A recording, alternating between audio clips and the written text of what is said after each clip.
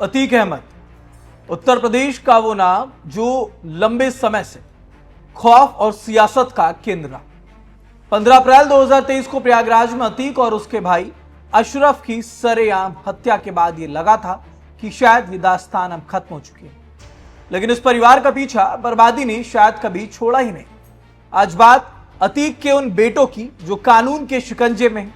बात 400 किलोमीटर लंबे उस सफर की जो अतीक का बेटा हमेशा तय करके अपने जेल में बंद भाइयों से मिलने के लिए तय करता था। लेकिन यह किसे पता था कि 49 मुलाकातों का यह कानूनी सफर एक खौफनाक हादसे में खत्म हो जाएगा। आखिरकार क्या हुआ उस हाईवे पर, कैसे यह हादसा हुआ, इसके पीछे की पूरी जानकारी समझेंगे इस वीडियो में, अंत तक जरूर देखिएगा। नमस्कार, मेरा नाम ऋतिक ठाकुर और आप देख रहे हैं न्यूज एक्सप्रेस। उमेश पाल हत्याकांड और अतीक की मौत के बाद पूरा कुनबा बिखर गया। बड़ा बेटा उमर लखनऊ जेल में है, तो दूसरा बेटा अली अहमद प्रयागराज की नैनी जेल में बंद। पिता और चाचा के जाने के बाद परिवार की कानूनी लड़ाइयों की भागदौड़ में सबसे छोटा बेटा अबान अहमद आगे आया। 21 साल का अबान, जो वकीलों से मिलना, केस की फाइलें तैयार करना और जेल में बंद अपने भाइयों तक घर की खबरें पहुंचाते रहना, वो सब कुछ अकेले संभाल रहा था।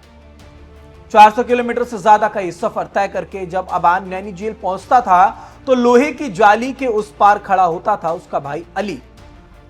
इन मुलाकातों में कोई दबंगी नहीं, बल्कि सिर्फ मुकदमों की पैरवी, घर के खर्च और वकीलों की फीस की बातें हुआ करती थी। एक वक्त था जब अतीक अहमद के दरबार में बड़े बड़े फरियादी लाइन लगाया करते थे, लेकिन वक्त का जो पहिया है वो इस तरीके से घूमता है कि शायद अर्श पर बैठा फर्श पर और फर्श पर बैठा व्यक्ति अर्श पर कब आ जाए कुछ पता नहीं लगता।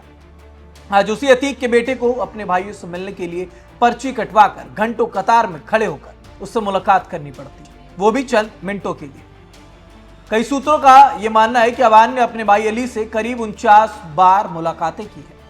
हर मुलाकात में अली का पहला सवाल यही होता था कि अदालत में अगली तारीख कब, और ऐसे में दूसरा कि आखिरकार मम्मी का क्या कोई सुराग मिला, यानी कि शाइस्ता परवीन, अतीक अहमद की पत्नी जो कि लापता है।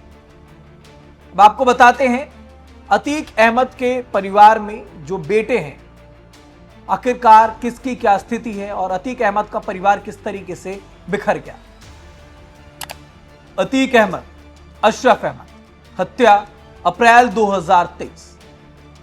असद अहमद, बेटा, एनकाउंटर 2023 में झांसी में। उमर अहमद, लखनऊ की जेल में बंद।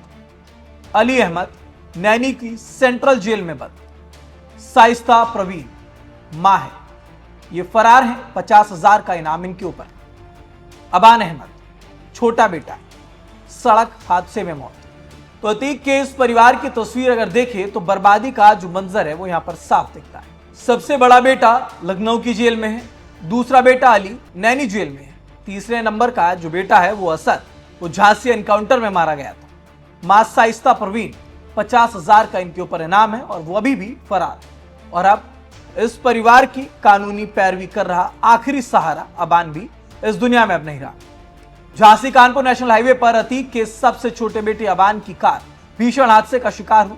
अबान अपने साथियों के साथ कार से जा रहा था, तभी गाड़ी अनियंत्रित होकर हाईवे के डिवाइडर से जा टकराई और टक्कर इतनी ज्यादा जोरदार थी कि गाड़ी के परखच्चे उड़ गए।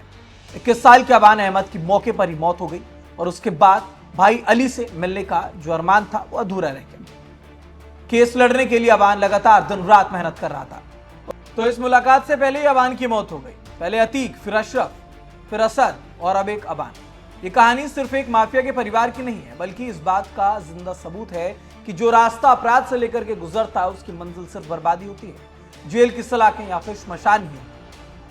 40 साल में खौफ का ये जो साम्राज्य अतीक अहमद ने खड़ा किया था वो पूरी तरह से मिट्टी में मिल चुका। तो आतंक से बनाए साम्राज्य का जो ये खात्मा हुआ है, इस पर आपकी क्या राय है, हमें कमेंट बॉक्स में जरूर बताइएगा। देश दुनिया से जुड़े तमाम खबरों के लिए देखते रहिए न्यूज एक्सप्रेस।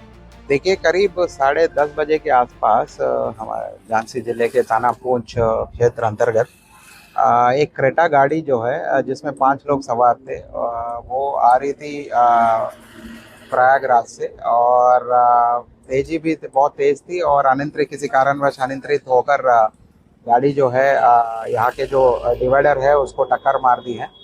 और जिसमें दो लोग एक आवान जो पुत्र अतीक अहमद एवं सोनू पुत्र रजाक, ये दोनों की स्पॉट पे मृत्यु हुई है। और बाकी तीन लोग एक मोहम्मद जायद, उमर और एक और व्यक्ति, तीनों का इंजूर हुए हैं। उनको मेडिकल कॉलेज में उपचाराधीन है। फिलहाल उनकी स्थिति अभी सामान्य है, उनको भी पूछताछ किया जा रहा है।